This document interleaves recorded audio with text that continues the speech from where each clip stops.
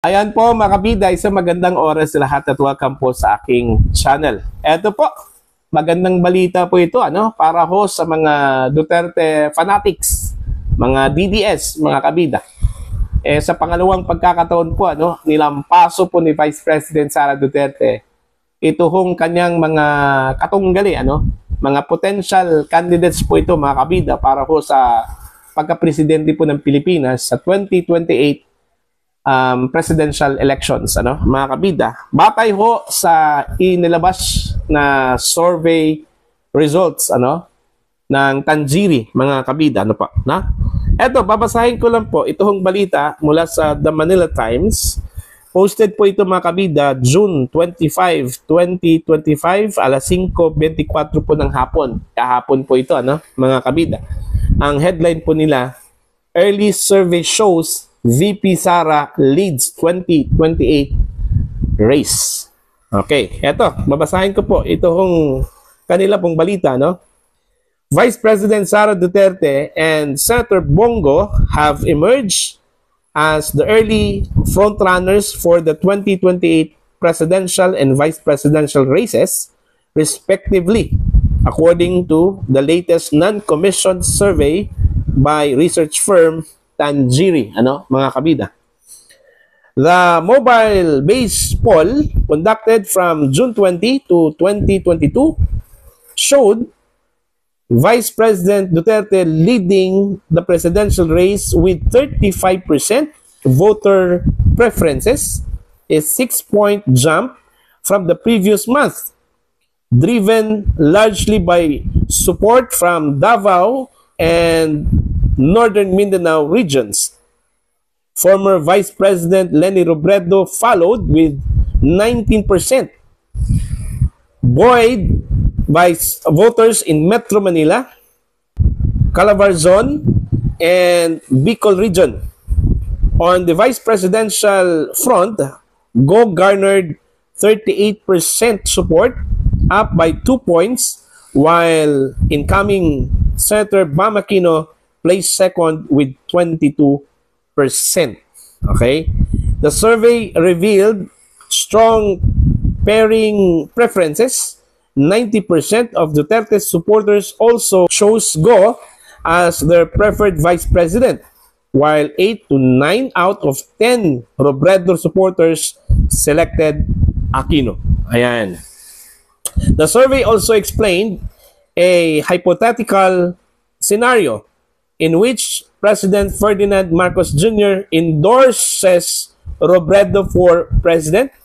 Under this condition, Robredo could close the gap and pose a statistical tie with Duterte and even lead by 2 percentage points.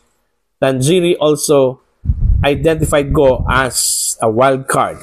Ayan. Among those who selected him for president, 51% said Duterte would be the second choice if Go does not run, while 45% chose Robredo as an alternative.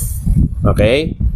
The non-commissioned survey conducted June 20 to 22, 2025 was administered via mobile-based respondent application with a sample size of 2,000 participants plus minus 2.15% margin of error and a 95% confidence level using a stratified random sampling method, quota-based sampling. The proportion was spread throughout the Philippines with 12% from the National Capital Region, 23% from Northern Luzon, 22% from Southern Luzon, 20% from the Visayas, and 23% from Mindanao. So, yun po mga kabida, Ito yung complete scores po nila, mga kabida. Unang-una sa pagka-presidente po ng Pilipinas, nangunguna ko dito si Vice President Sara Duterte, Meron pong 35% mga kabida. At pangalawa po, ito hong si dating Vice President Leni Robredo, meron pong 19%. Tapos si Senator Bongo po mga kabida, 13%. And then Senator Raffy Tulfo 9%, at ito hong si House Speaker Martin Romualdez 6% mga kabida. Risa Hontiveros meron pong 3%, at Senator Chis Escudero 3%, at 1% naman ito hong si Robin Padilla, Amy Marcos 1%, at 10% unidentified po po, ano, mga kabida. Sa pagka vice presidente mga kabida, no, of course nangunguna ho dito si Senator Bongo, meron pong 38%, tapos si Bam Aquino 22%, and then Raffy Tulfo 9%, Risa Hontiveros 5%, Erwin Tulfo 4%, Chis Escudero 4%, Amy Marcos 4%, Robin Padilla 3%, and then unidentified 3% and 8% mga kabida, ano pa.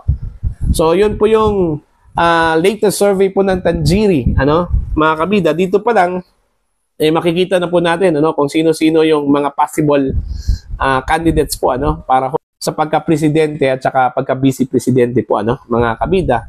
Kaya kung hindi ho magbabago ito hong preferences po, ano, meaning ito hong mga potential candidates, baka hindi ho, baka selected lang po ito, ano, tapos hindi ho tatakbo, ano, mga kabida. Pero definitely ang potential ho na tatakbo bilang Pangulo po ng Pilipinas, ito hong si Sara Duterte, possible ito hong si Martin Romualdez, ano, mga kabida. Si Senator Risa Hontiveros, possible po yan, ano. Ito hong si Leni Robredo, hindi pa po tayo sigurado kung tatakbo po ito kasi yan, natalo na po ito, ano, last 2022 elections. Mga kabida, meron na pong kumbaga trauma po ito, ano. Okay? Ito hong si Robin Padilla, malabo po ito tatakbo, ano. Amy Marcos, malabo din itong tatakbo, ano, mga kabida. Raffy Tulfo, I think parang hindi ata, ano. Ang sa akin po, ang sa tingin ko po, ano, tatakbo po ito kung sakaling aakyat man ito hong si Raffy Tulfo, baka pagka vice presidente po ng Pilipinas, mga kabida, no? Sa pagka vice presidente naman po, ano, si Senator Bongo possible po, ano, na magiging tandem po ito ni Vice President Sara Duterte, ano, mga kabida. Pangalawa po, ito hong si Raffy Tulfo, possible po ito. Bam Aquino, possible din, ano, mga kabida. Alright? Chis Escudero, parang hindi ako sigurado, ano. Amy Marcos, parang hindi ako sigurado po dito, ano. Erwin Tulfo, mas hindi po ako sigurado dito, mga kabida, ano po.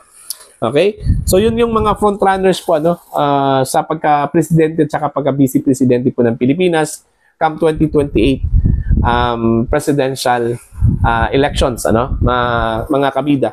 Ito hong survey po ng Tanjiri, so far pangalawa pa po ito, ano, sa taong ito, mga kabida, sa 2025. At itong Tanjiri lang po ang naglabas po ng resulta po ng survey for presidential, ano, at saka vice presidential po, mga kabida. Yung iba pang mga survey firms, wala pa po silang inilabas po, ano, at wala pa pong kinundak na surveys, mga kabida. Okay? So, kung ikukumpara po natin sa previous survey ng Tanjiri, dito ho sa case po ni Vice President Sara Duterte, lumamang po ito, ano, tumaas po ito ng 6%. So, meaning, nadagdagan po ng 6% yung kanya hong score, ano, mga kabida, dito ho sa survey po ng Tanjiri. Okay? So, para po sa inyo, ano po ang inyong tingin at pananaw ho dito, please comment down, mga kabida. Para ho sa mga hindi pa po subscribers sa aking channel, please subscribe. Just click the subscribe button, click the notification bell, click all para updated po kayo, mga kabida, sa aking mga uploads. Maraming salamat po sa inyo lahat.